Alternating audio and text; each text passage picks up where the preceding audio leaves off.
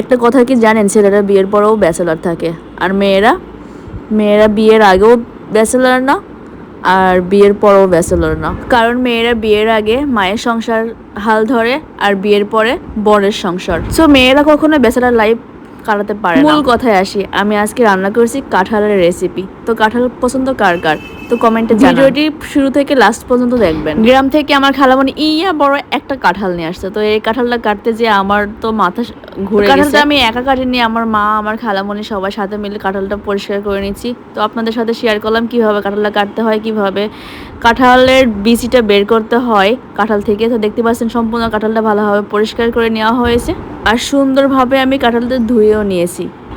একটা মূল কথা বলি যে কাঁঠাল কাটার পর আপনারা বেশিক্ষণ রেখে দেবেন না, তাহলে এটা রান্না করার সময় এটা শক্ত হয়ে যাবে আর তিতা লাগবে। চেষ্টা করবেন কাঁঠাল কাটার প্রথমেই রান্নাটা শুরু করতে। কাঁঠাল মানে দেখতে মনে হয় কত সহজ, কিন্তু এটা যে এত কষ্ট, এটা এই বিচিটা কাঁঠাল থেকে কেটে বের করা তো বলার বাইরে। তো কাঁঠালটা শেষমেশ আমরা অনেক কষ্ট করে বের করে নিয়েছি, কারণ ঢাকাতে গ্রামে অনেক কিছু পাওয়া যায় এটা কাটার জন্য, কিন্তু শহরে এটা কাটার জন্য তেমন কিছু থাকে না বাসায়।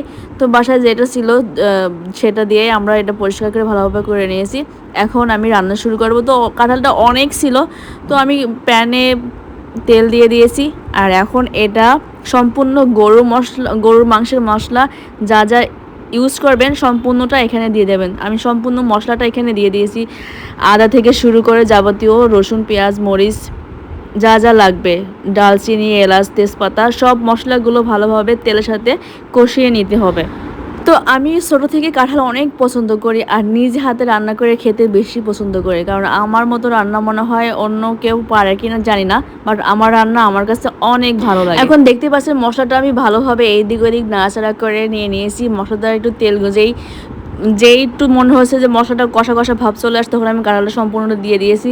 আমি যখন কাঁঠালটা দিই তখন মনে হলো এটা ধরবে কিনা জানি না, তখন তো মাথায় কাজ করে না, কারণ অনেক বড় প্যান আমার কাছে ছিল না, সব গ্রামে ছিল, শহরে এত বড় বড় পাত্র লাগেও না, দু একজনের সংসার, এটার জন্য বেশি কিছু রাখা হয় নাই। আমি সম্পূর্ণটা দেওয়ার পর লাস্টে সরিষা বাটা দিয়ে দিয়েছি।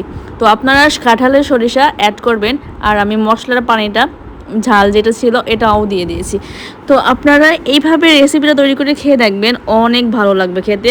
আপনার গরুর মাংসের থেকে এটার স্বাদ অন্যরকম লাগবে। তো আমি প্রথমে একটা রাইস কুকারের ডিশে দিয়ে দিয়েছিলাম, ওইটা ধরে নাই, পরে আবার আমি প্যানে দিয়ে দিয়েছি। আমি ভুল করেছিলাম, আমার একটা প্যান কিনে নিয়ে আসার দরকার ছিল, বাট আমি তাড়াহুড়ো করে কিছুই করে নাই, কারণ কাঁঠালটা কেটে দেওয়া হয়ে গেছিলো। আর দেখতে পাচ্ছেন কালারটা কতটা সুন্দর আর ইয়াম্মি আসছে।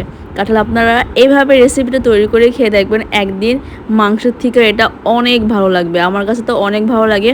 তো আমার কাঁঠালের সময় কাঁঠাল আমি 12 মাসই, মানে 12 মাস যদি থাকতো আমি 12 মাসই খাই, কিন্তু কপাল খারাপ, সিজনের ফল তো সিজন সময় না হলে এটা খাওয়া আমার হয় না। আমি পাকা কাঁঠাল একদমই পছন্দ করি না, কাঁচা কাঁঠাল আমার সব থেকে ফেভারিট। তো আমার রান্নার ভিডিওটা কেমন হলো জানাবেন কমেন্টে, আর কার কার কাঁঠালটা পছন্দ কমেন্টে লিখে যাবেন। আমার অনেক পছন্দের, অনেক ভালো লাগে।